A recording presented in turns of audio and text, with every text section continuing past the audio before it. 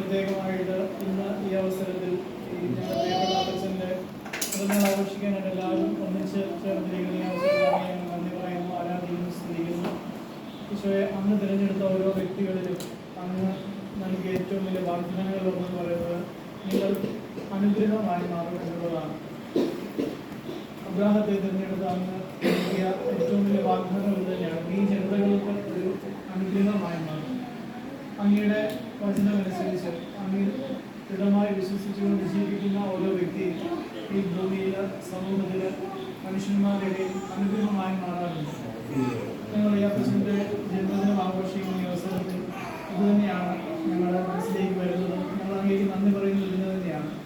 അപ്പച്ചനിലൂടെ മക്കളെയും കൊച്ചുമക്കളെയും ബന്ധുക്കളെയും അതുപോലെ ഈ സമൂഹത്തെ മുഴുവൻ അങ്ങ് ഒത്തിരിയേറെ അനുഗ്രഹിച്ചിട്ടുണ്ട്. പ്രത്യേകിച്ച് ഈ കാഞ്ഞിരപ്പള്ളിയിലെ ഈ ക്രൈസ്തവ സമൂഹത്തെ അങ്ങ് ഒത്തിരിയേറെ അനുഗ്രഹിച്ചിട്ടുണ്ട്. ഈ അനുഗ്രഹ സാന്നിധ്യത്തെ ഞങ്ങൾ ഈ നന്ദി പറയുകയാണ്. നാളിതുവരെ ആയിട്ട് അന്ന് ഞങ്ങളെ ഒത്തിരിയേറെ സംരക്ഷിച്ചു. പ്രത്യേകിച്ച് ഈ കുടുംബത്തിലെ ചാച്ചനെയും അതുപോലെ തന്നെ മക്കളെയും കൊച്ചുമക്കളെയും എല്ലാവരെയും ഒത്തിരിയേറെ അനുഗ്രഹിക്കുകയും സംരക്ഷിക്കുകയും അങ്ങ് കൂടെ ആയിരിക്കുകയും ചെയ്തിട്ടുണ്ട്. ഞങ്ങൾ അന്ന് നൽകിയ അനുഗ്രഹങ്ങളെ ഞങ്ങൾ ഈ നന്ദി പറയുന്നു. തുടർന്ന് അപ്പത്തിൻ്റെ ആരോഗ്യത്തെ പ്രത്യേകിച്ച് അങ്ങോട്ട് സംബന്ധിച്ച് പ്രാർത്ഥിക്കുകയാണ്.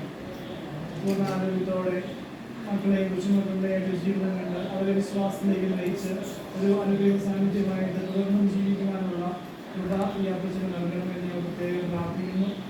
അതുപോലെ തന്നെ ഈ കുടുംബത്തിലെ ഓരോ വ്യക്തിയും അങ്ങോട്ട് സംബന്ധിച്ച് പ്രാർത്ഥിക്കുകയാണ്. പ്രത്യേകിച്ച് ഭാവിയെക്കുറിച്ചുള്ള അവരുടെ സ്വപ്നങ്ങളും